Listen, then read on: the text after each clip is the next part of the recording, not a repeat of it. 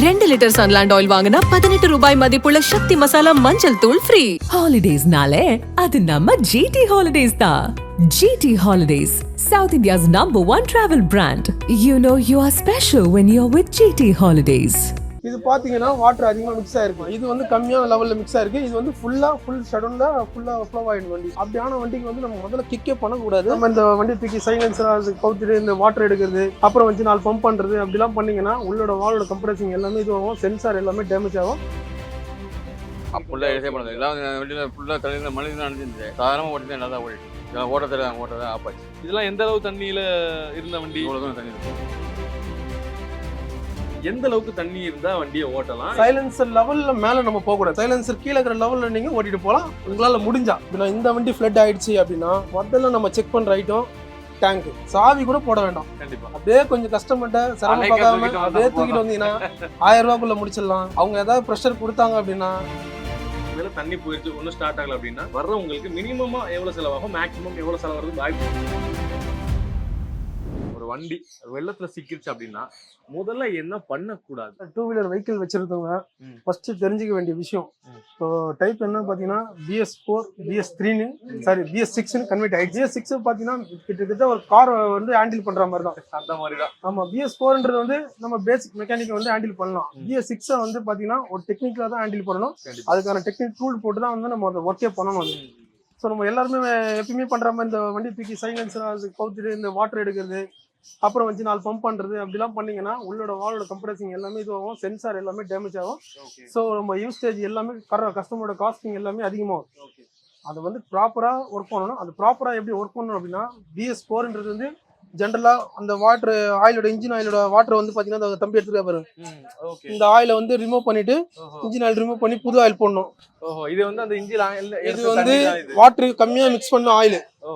அப்படியே நீங்க கொஞ்சம் அப்படி பாத்தீங்கன்னா வாட்டர் அதிகமா மிக்ஸ் ஆன ஆயில் இருக்கும். இது பாத்தீங்கன்னா வாட்டர் அதிகமா மிக்ஸ் ஆயிருக்கு. கலரே ரொம்ப டிஃபரெண்ட். ஆமா ஆமா, இது வந்து கம்மியான லெவல்ல மிக்ஸ் ஆயிருக்கு. இது வந்து ஃபுல் ஷடன்ல ஃபுல்லா ஃப்ளோ ஆயிடும் வண்டி. அப்படியான வண்டிக்கு வந்து நம்ம முதல்ல கிக்கே பண்ணக்கூடாது.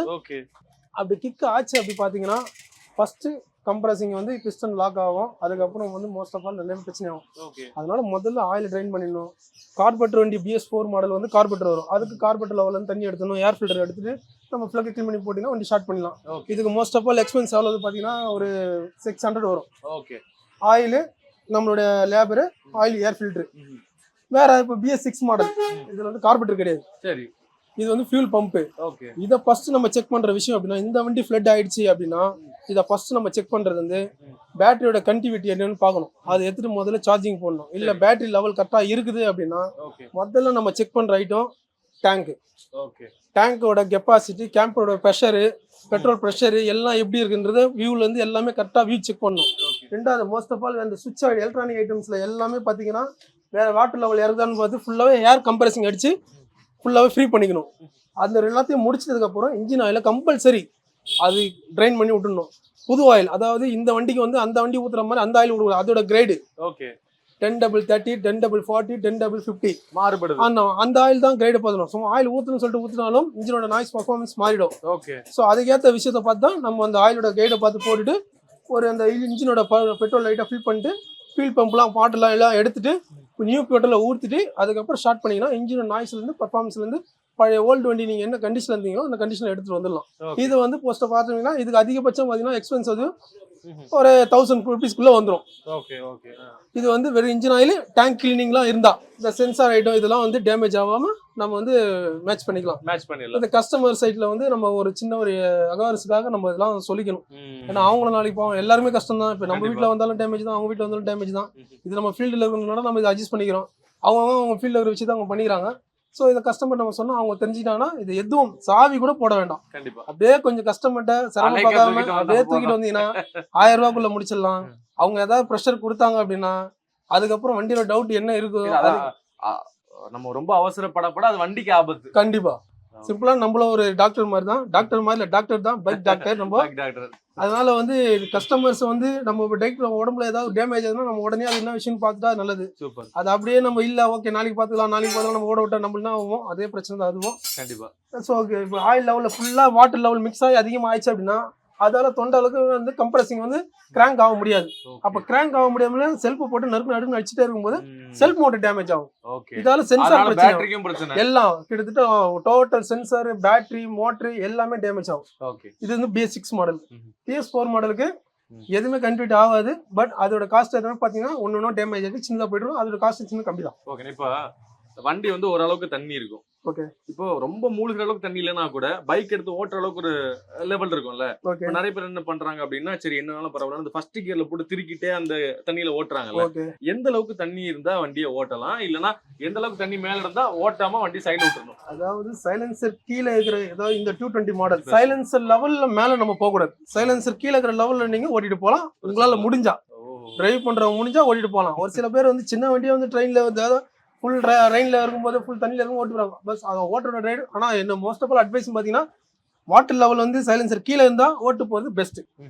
இதுவே நம்ம வெஹிக்கிள்னு பாத்தீங்கன்னா வண்டி எடுத்துட்டு போறதே வந்து ரொம்ப தப்பு. ஏன்னா அது பேட்டரியோட கெப்பாசிட்டி ஒரு வண்டிக்கு மேல இருக்கு, ஒரு வண்டிக்கு கீழே இருக்கு. தண்ணி லெவல் ஆகும்போது ரெண்டுமே வந்து பிளஸ் மைனஸ் ஈவன் ஆகுது. ஈவன் ஆகும்போது ஸோ ஃபயர் ஆகிறதுக்கு வாய்ப்பு இருக்கு. எல்லாமே டோட்டலா டிஸ்கனெக்ட் ஆகிறதுக்கும் வாய்ப்பு இருக்கு. சில பேர் என்ன பண்றாங்க, நான் பார்த்தேன் வீட்டுல இந்த சைலன்சர்ல வந்து இந்த பேப்பரையோ உள்ள வச்சு கிட்டுறாங்க. அதெல்லாம் ஓகே தானே? அதெல்லாம் அதெல்லாம் போறது போதான் செய்யும். ஏர்போர்ட் வழியும் தண்ணி போகும், கார்போரேட் வழியும் தண்ணி போகும். அதனால அடைக்கிறதுனால எந்த பிரச்சனையும் இல்ல. இப்போ மழை பெய்யுது, மழை பெய்யும் போது தண்ணீர் கெட்டி கிடக்குது. சில பேர் என்ன பாக்குறாங்கன்னா, சரி நம்ம ஃபர்ஸ்ட் கியர்லயே போனா லைட்டா சென்ஸ்குள்ள தண்ணி போனா கூட பரவாயில்ல அப்படின்னு ஃபர்ஸ்ட் கியர்ல அப்படியே முறுக்கிட்டே போறாங்கல்ல. அதெல்லாம் சேஃபா? வண்டிக்கு ஓகே? வண்டிக்கு ஓகே கிடையாது. வண்டி ஸ்ட்ரெயின் தான் இருக்கு. கிளச் பிளேட்லாம் போயிடும், டை கிளச் போயிடும், பெல்ட் போகும், அந்த மாதிரி ப்ராப்ளம் வரும். எந்த வண்டியா இருந்தாலும் சரி, தண்ணியில 400 cc வண்டியா இருந்தாலும் சரி, எந்த பைக்கா இருந்தாலும் பிரச்சனை தான். பிரச்சனை தான். அப்போ தண்ணி வந்துச்சுன்னா அப்ப என்னதான் பண்றது? நிறுத்தி வச்சு தண்ணி காஞ்ச அப்படிதான் போக முடியும். ஸோ லைட்டா தண்ணி இருந்தா கூட போறது ரிஸ்க் தான்ல. தண்ணியில சைலன்ஸ்ல போகாத அளவுக்கு போனா பிரச்சனை கிடையாது. தண்ணி முழு தண்ணியிலே நிக்குதுன்னா அதுல போனா பிரச்சனையாகும். அதாவது சைலன்சர் முங்காத அளவுல போனா பிரச்சனை இல்ல. அதுவும் வந்து ஆஃப் பண்ணிட்டு ரேஸ் பண்ண கூட சாதாரணமா போனாலே போதும். ரொம்ப போட்டு ஃபுல்லா தலையில மனிதன் அணிஞ்சிருந்தது. சாதாரணமா ஓட்டி தான் நல்லா ஓடிட்டு இருக்கு. ஓகே. ஓட்டதான் ஆஃப் ஆச்சு. இப்போ அப்படி ஆஃப் ஆகுது அப்படின்னா இப்போ அதை சரி பார்க்கறதுக்கு எவ்வளவு நேரம் ஆகும்? அதுல ஏதாச்சும் கணக்கு சொல்ல முடியாது. ஒன்னொன்னு உடனே முடிச்சிடும். ஒன்னொன்னு டேங்கில் தண்ணி கலந்து போயிட்டு தான் டேங்க் தண்ணி வாட்டர்லாம் எடுத்து க்ளீன் பண்ணிட்டு ரெடி பண்ணி போடுற மாதிரி இருக்கும். உங்களை தேடி வண்டிகள் வருது, மெக்கானிக் ஷெட்டுக்கு வருது. சில வண்டி பார்த்தோன்னே ஓகே இதெல்லாம் டக்குன்னு சரி பண்ணிடலாம் அப்படின்னு நினைப்பீங்களா? இல்லைன்னா சில வண்டியை பார்த்தோன்னே இது ஓவரா வந்துச்சு தேராது அப்படின்னு அனுப்பிடுவீங்களா? இல்லை டைம் கொடுத்தா எல்லா வண்டியுமே ரெடி பண்ணும். அப்படியா? அதாவது ரெடி பண்ண முடியாது. எல்லாம் சொக்கெட்டான ப்ராப்ளம் கூட கைட்டு போய் செக்அப் பண்ணிட்டு வந்து என்ன போயிருக்கா மாற்றலாம். ஓகே. ECM போர்டு ப்ராப்ளம் இருந்தாலும் கம்பெனி செக் பண்ணி பார்த்துட்டு போயதோட வாங்கி மாத்திரம் ஓகே ஆயிடும். அப்போ உங்களை பொறுத்த வரைக்கும் இந்த வண்டி தேராது அப்படின்னு ஒண்ணுமே இல்லை. டைம் எவ்வளவு டைம் கொடுக்குறீங்களோ அந்த டைம் கூட காசு செலவு பண்ணும். ஓகே. சின்ன போர்டு மாதிரி தான் வரும். அது போர்டு பார்த்து அதுவே 15,000 18,000 வரும். போர்டு ECM போர்டு வண்டிக்கலாம். அது போர்டுலாம் மாற்றணும். என்ன பண்ணுவாங்க, கம்பெனியில் வாரண்டி இருக்குது, 5 வருஷம் இன்சூரன்ஸ் கொடுத்துக்கிறாங்க. அங்கே போய் மாற்றி 2 போயிடுவாங்க. அங்கே போய் மாற்றிங்க அப்படி மாற்றி அதை எடுத்துக்குவாங்க. இப்போ பேட்டரிங்கிறப்ப தான் இப்போ சில பேர் ஸ்டார்ட் பண்ணிட்டே இருக்கும்போது இங்கே தண்ணி இருந்துச்சுன்னா அப்படி ஸ்டார்ட் பண்ணிட்டே இருக்கிறாங்க. இப்போ ஸ்டார்ட் பண்ண திருப்பி ஆஃப் ஆகிட்டே இருக்கு. அது இன்னும் பேட்டரிக்கு பிரச்சனை. ஆமாம், ஒரு வாட்டி போடும் போது லைட்டாக சுற்றியே எடுத்துடணும். அதுக்கப்புறம் மோட்டர் சுற்றுறதோ பேட்டரி தான் வீக் ஆகும். இப்போ சில பேர் வண்டியை வந்து இப்போ படுக்க போட்டெல்லாம் எடுக்கிறாங்க, இல்லை லைட்டாக சாச்சுன்னா தண்ணி வெளியில் வந்துடும் ஸ்டார்ட் பண்ணலான்றாங்களே, அப்படிலாம் பண்ணலாமா? அப்படிலாம் கிடையாது. இதெல்லாம் டேங்கில் பக்காவாக மூடி தான் இருக்குன்னா டேங்கில் தண்ணி இருக்கும். டேங்கு கார்பெல்லாம் க்ளீன் பண்ணி தான் பண்ணுறோம். இப்போ இந்த வண்டியிலேயே இப்போ இருக்கு. ஆமாம், டேங்குக்குள்ளே தண்ணி இருக்கு. டேங்குள்ள தண்ணிலாம் எடுத்துட்டு தான் க்ளீன் பண்ணி தான் டேங்கு கார்பெல்லாம் க்ளீன் பண்ணி தான் மாட்டிட்டு இருக்கோம். ஓஹோ. இதுவும் இது லேட்டஸ்ட், இது ஓல்டு. சரி. இதுவும் தண்ணி தான். இதெல்லாம் எந்த அளவு தண்ணியில இருந்த வண்டி? இவ்வளோ தூரம் தண்ணி இருக்கு. ஓ, இவ்வளவு தூரம் தண்ணி இருந்தாலே பிரச்சனை தான். சில வண்டி அப்போ மூழ்கிச்சுன்னா அது மிகப்பெரிய பிரச்சனை. தண்ணி உள்ள சாதாரணமாக போயிடும். தண்ணி இவ்வளோ சாதாரணமாக உள்ள போயிடும். தண்ணி போகிற மாதிரி இல்லாமல் டேங்கில் தண்ணி போகிற மாதிரி தான் இருக்குது. இதனாலுமே ஈஸியாக போகிற மாதிரி தான் இருக்குது. நிறைய பேருக்கு என்ன கேள்வி அப்படின்னா, இப்போ வந்து நம்ம மெக்கானிக்கு வண்டி எடுத்துகிட்டு போனால் பயங்கரமாக செலவாயிருமோ, நம்மளே லைட்டாக ட்ரெயின் பண்ணி ஓட்டிக்கலாம், நமக்கு என்ன எதுக்கு காசு செலவு பண்ண நிறைய பேர் நினைக்கிறாங்கல்ல. ஒருவேளை அவங்க வண்டி எடுத்துகிட்டு வந்தால் என்ன செலவாகும்? ஒரு ப்ளக் வரைக்கும் ப்ராப்ளம் வந்தால் 100 ரூபாவில் முடிச்சிடுங்க. சரி. அதுக்கு மேலேனாக்கா 500 1000 2000 கூட செலவாகும். ஓகே. போர்டு கிட்ட போயிருந்தால் 10,000 12,000 8,000 கூட ஆகும். எல்லாமே அந்தந்த வண்டியை பொறுத்து கண்டிஷனை பொறுத்து காசு பிரச்சனை கிடையாது. டைம் கொடுக்கும். டைம் கொடுத்தா செக் பண்ணி பார்த்துட்டு கம்ப்யூட்டர் போட்டு செக் பண்ணி பார்த்துட்டு பண்ணி விட்ருவோம். கண்டிப்பாக. இப்போ சில பேர் என்ன பண்ணுவாங்க அப்படின்னா, வண்டியை ஸ்டார்ட் பண்ணிட்டு நல்லா திருக்குனா இன்ஜின் ஹீட் ஆயிரும், தண்ணி வெளியில் பண்ணவே கூடாது. பண்ணால் வந்து வால்வில் பெண்ட் ஆகிடும், ரென்சி ஜாமும் ப்ராப்ளம் வரும், போர்லாம் ப்ராப்ளம் வரும். ரைஸ் பண்ணி உள்ளாம தவிர ரைஸ் பண்ணி பிடிக்கூடாது. ஐயா இந்த வண்டியில என்னங்கய்யா பிரச்சனை? ஏர் ஃபில்ட்ரு, இன்ஜின் ஆயிலு, செயின் எல்லாம் தான் பார்த்துருக்கோம். இந்த வண்டி எப்போ வந்துச்சு? இதெல்லாம் மிஞ்சி போனால் வந்து நீ காலையில் ஒரு 10 மணிக்கு வந்திருக்கு. ஓகே, இப்போ இது வந்து ரெடி பண்ணுறதுக்கு நீ சாயந்தரத்துக்குள்ள ரெடி பண்ணிருக்கீங்க. ஒரு 6 மணிக்குள்ள கொடுத்துருவோம். சரி, இப்போ நீங்கள் சொன்ன மாதிரி இதில் 2 பிரச்சனை இருக்கு. இந்த வண்டிக்கு எவ்வளோ செலவாகும் சரி பார்க்குறதுக்கு? இதுக்கு வந்து ஒரு 2 ரூபாய்ட்டு வரும். 2000 ரூபா ஆகுது. Oil filter, air filter, chain lube, disc pad போயிருக்கு, டிஸ்க் பேடு எல்லாம் அதான். நிறைய பேருக்கு ஒரு கேள்வி என்ன அப்படின்னா, இப்போ நம்ம வீட்டில் வண்டி இருக்கு, இப்போ இந்த மழை நேரம் வெள்ள நேரம் கொண்டு போனால் நிறைய காசு கேட்டுருவாங்களோ இல்லை மெக்கானிக் வந்து அப்படின்னு ஒரு ஃபீலிங் இருக்குல்ல. சும்மா ஒன்றும் பிரச்சனை இல்லை, உண்மையில தண்ணி போயிடுச்சு, ஒன்றும் ஸ்டார்ட் ஆகலை அப்படின்னா வர்றவங்களுக்கு மினிமமா எவ்வளவு செலவாகும், மேக்ஸிமம் எவ்வளவு செலவாகிறதுக்கு வாய்ப்பு இருக்கு? அதுதான் ஃபர்ஸ்ட் வந்து நம்ம கஸ்டமருக்கு சொல்ற அவேர்னஸ் என்னன்னா, நீங்க வண்டியை விட்டுட்டு அப்படி போயிட தேவையில்ல, பயப்பட தேவையில்ல. அந்த பயத்துல தான் வந்து நிறைய பேர் வந்து வீட்லயே கிராங்க் பண்றாங்க, சாவி ஆன் பண்ணிடுறாங்க. இப்போ என்னுடைய ரெகுலர் கஸ்டமர்லாம் பாத்தீங்கன்னா என் மேல ஒரு நம்பிக்கைனால ஒரு 4 வண்டி வச்சிருக்காரு. அந்த 4 வண்டி சாவி எடுத்து கையில கொடுத்துட்டு நீங்க எப்போ ஃப்ரீயா வந்து பண்ணி கொடுத்துருப்பான்றாரு. அப்போ நம்ம என் மேல நம்பி கொடுத்துருனா நான் என்ன சொன்னாலும் அவங்களால அதுதான் பண்ணி ஆகணும். ஸோ ஆந்திட்ட கொடுத்தா இதுதான் பண்ணுவாரு, இதுதான் செய்வாரு, எது போயிருக்கும் அந்த பொருள் தான் மாத்துவாரு, அந்த பொருளோட காசு என்னவோ அந்த காசு தான் கொடுக்குறாரு. என்ன மாதிரி எல்லாரும் மெக்கானிக் பண்ணாலும் நல்லா இருக்கும்னு நினைக்கிறேன். அது யாரும் கஸ்டமர் வந்து பயன்படுத்த வேணாம், அவங்க பக்கத்துலேயே உட்கார வச்சு இந்த பொருளை அவங்களே வாங்கிட்டு சொல்லலாம். என்னோட ஒர்க் பண்ற லேபர் ஒரு 100 ரூபா எக்ஸ்ட்ரா கூட கேட்டு வாங்கிக்கலாம், அது தப்பு கிடையாது. அவங்களை வந்து பயன்படுத்துறது எனக்கு இவ்வளவு ஆகும், இவ்வளவு கொடுத்தாதான் நான் பண்ணுவேன்றது அவேர்னஸ் கேட்கக்கூடாது. என்னுடைய லேபர் நான் 300 வாங்குறேன், ஒரு எக்ஸ்ட்ரா அந்த வண்டி ரொம்ப நேரம் ஆகுது, ஒரு 1 hour இன்னும் லேட் ஆகுது, என்னோட ஆர்டர் போடுறேன், ரெஃபிட் போடுறேன், நான் இன்னும் லேட் பண்றேன் அப்படின்னா இன்னொரு 100 எக்ஸ்ட்ரா கேட்டு வாங்கிக்கலாம், அவ்வளவுதான். மற்றபடி ஸ்பேர் விஷயத்துல என்கிட்ட இந்த ஸ்பேர் காஸ்ட் இருக்கு சார். நீங்க கம்மியா கிடைக்குதுன்னா நீங்க தாராளமா அந்த பக்கத்துல கடை இருக்கு, லெஃப்ட்ல கடை இருக்கு, ரைட்ல கடை இருக்கு, உங்களுக்கு எங்க கட்டுப்படி ஆகுங்களோ நீங்க தாராளமா வாங்கிட்டு வாங்க, நான் மாட்டி கொடுத்துறேன். என்னோட டைம் யூஸ் பண்ணாதீங்க, நான் உங்க டைம் யூஸ் பண்ண மாட்டேன், அவ்வளவுதான் விஷயம். நான் எது ஸ்பேர் நாங்க வாங்கிக்கிறோம்னா மோட்டிவேஷன், நாங்க சம்பாதிக்காகல என்னோட டைம் வேஸ்ட் பண்ணக்கூடாதுன்றதுக்காக.